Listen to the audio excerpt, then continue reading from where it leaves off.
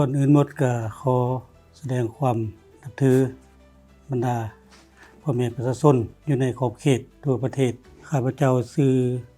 บุญสู้สุดมาลีห้องหัวหน้ากรมปลูกฝังมื้อนี้ข้าพเจ้าก็เป็นผู้หนึ่งทางหน้าทางกระทรวงเกษตรกรรมและสิ่งแวดล้อมเราร่วมเว้าเฉพาะก็แม่นกรมปลูกฝังสำหรับมื้อนี้ข้าพเจ้าสิมาให้ข้อมูลเพิ่มเติมชี้แจงหรือว่าให้ข้อมูลเพิ่มเติมเกี่ยวกับกระแสที่ออกทางสื่อออนไลน์กระจายไปในขอบเขตทั่วประเทศเกี่ยวกับปัญหามักโมที่เป็นพยาธิแล้วก็มักโมที่เป็นสารปนเปื้อนจากเคมีสารพิษตกค้างและบ่มีความปลอดภัยต่อผู้ที่บริโภคฉะนั้น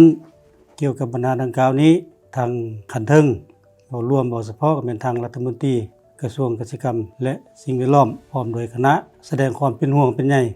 ก็ได้ลงมาประสานสมทบอย่างใกล้ชิดกับกรมปลูกฝังซึ่งว่ากรมปลูกฝังของเราก็เป็นหน่วยงานหนึ่งที่เป็นเสนาธิการหลักให้แก่ทางกระทรวงเกษตรกรรมและสิ่งแวดล้อมพร้อมทั้งเป็นจุดประสานงานเกี่ยวกับเรื่องงานองค์การป้องกันพืชสากล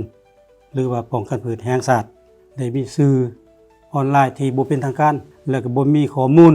อย่างยืนว่ามักโมที่ผลิตหรือว่าที่ส่งออกไปต่างประเทศโดยเฉพาะแม่นสุโขทัยนี่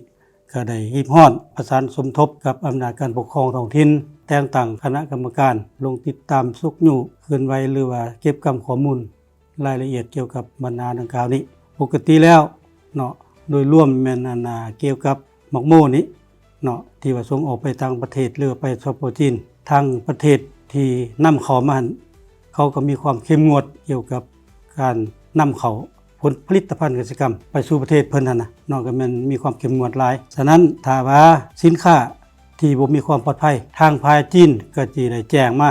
สิได้แจ้งมาเป็นทางการให้แก่ตัวแทนขององค์การป้องกันพืชแห่งชาตินั่นแหละโดยเฉพาะแม่นกรมปลูกฝังของเฮาที่เป็นหน้าที่เฮ็ดเวียกเกี่ยวกับเรื่องงานดังกล่าวนี้ทางกรมปลูกฝังของเฮาก็แม่นบ่ได้นิ่งนอนก็ได้ประสานสมทบกับแผนกเกษตรกรรมและสิ่งแวดล้อมนครหลวงเวียงจันทน์เพื่อลงเก็บตัวอย่างของมักโมอยู่ตลาดโดยเฉพาะเป็นตลาด OC เพื่อมาวิจัยหาสารพิษหรือว่ามาวิจัยหาสารเคมีตกค้างอยู่ในมักโมหันผ่านการเก็บกำข้อมูลหรือผ่านการวิจัยทั้ง2ห้องวิจัยทั้งนครหลวงแน่ทั้งศูนย์ป้องกันพืชดินแดก็พวกเฮาก็มีการยังยื่นผลทางด้านวิชาการหรือว่าทางด้านวิทยาศาสตร์ออกมาก็คือเห็นผลออกมาว่ามักโมที่ไปกวดซุ่มตัวอย่างแม่นบ่มีสารเคมีปนเปื้อนอยู่ในมักโมถือว่าสามารถนำไปบริโภคได้ถือมักโมมีความปลอดภัยต่อกับปัญหาดังกล่าวนี้พวกเฮาในนามที่เป็นตัวแทนให้แก่กระทรวงเกษตรกรรมและสิ่งแวดล้อมเป็นเสนาธิการให้แก่กระทรวงเป็นเสนาธิการให้แก่รัฐบาลก็สามารถยังยืนได้แล้วพวกเฮาก็ได้มีบทรายงานให้ทางรัฐมนตรีกระทรวงเกษตรกรรมและสิ่งแวดล้อมพวกเฮาฉะนั้นอยู่ในโอกาสต่อไปนี้และแม่นผลผลิตของพวกเฮาก็แม่นนับมือนับเพิ่มขึ้นกระจายสู่สังคมหลายทางกระทรวงเกษตรกรรมและสิ่งแวดล้อมมารวมเฉพาะก็เป็นทางกรมปกครองพวกเฮานี่มีแผนที่จะได้ลงประสานสมทบกับแผนกเกษตรกรรมและสิ่งแวดล้อมนครหลวงโดยเฉพาะแม่นแขนงปลูกฝังร่วมกับศูนย์ป้องกันพืชพวกเฮานี่สิได้ลงไปวิจัยหาสารพิษตกค้างหรือว่าสารเคมีปนเปื้อนอยู่ในบรรดาพืชผักและไม้ให้มากต่างๆอยู่ในบรรดาตลาดใหญ่ในนครหลวงเวียงจันทน์หรือว่าตลาดปลอดสารพิษแถวไอเทคหรือว่าอยู่ตลาดอื่นๆที่ว่าเป็นตลาดขายส่งอยู่ในนครหลวงเวียงจันทน์นี้ตื่มอีกคาดว่า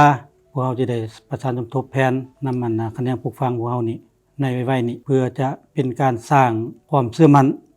ให้แก่ผู้บริโภคเกี่ยวกับมักไม้ผลผลิตกิจกรรมของเราเฮาตื่มอีกทางกรมปลูกฝังของเฮาหรือว่าทางกระทรวงเกษตรกรรมและสิ่งแวดล้อมของเรานี่ก็ยังฮ้องมายังบรรดาผู้ที่ได้รับข่าวดังกล่าวนี้หันมาติดตามสื่อที่เป็นทางการตื่มอีกเพื่อเฮ็ดให้สื่อดังกล่าวนี้เป็นสื่อที่ว่าได้กระจายออกสู่สังคมบ่ให้แบบว่า